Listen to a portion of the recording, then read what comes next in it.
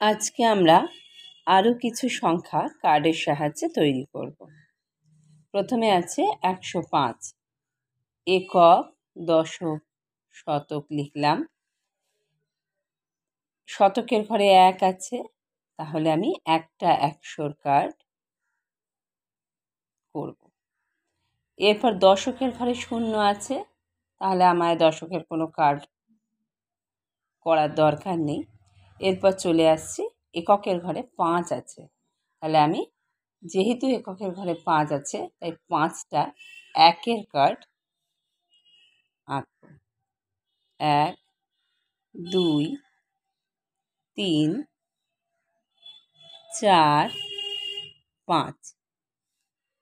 এই হয়ে গেল 105 সংখ্যাটাকে কার্ডের সাহায্যে তৈরি করা।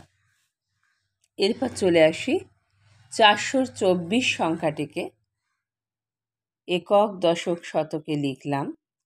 শতকের ঘরে 4 আছে, তাহলে আমি 4টে 100-র কার্ড ড্র করব।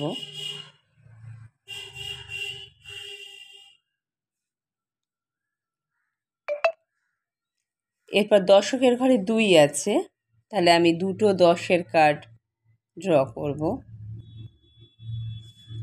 আর এককের ঘরে 4 আছে, তাহলে আমি 4টে 1-এর কার্ড ড্র করব।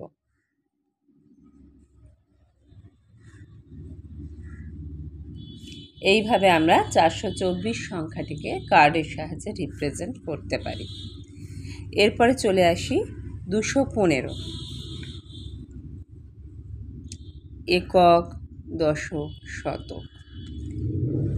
শতকের ঘরে 2 আছে, তাহলে আমি 2টো 100-র কার্ড ড্র করব। দশকের ঘরে 1 আছে, তাহলে আমি একটা 10-এর কার্ড ড্র করব।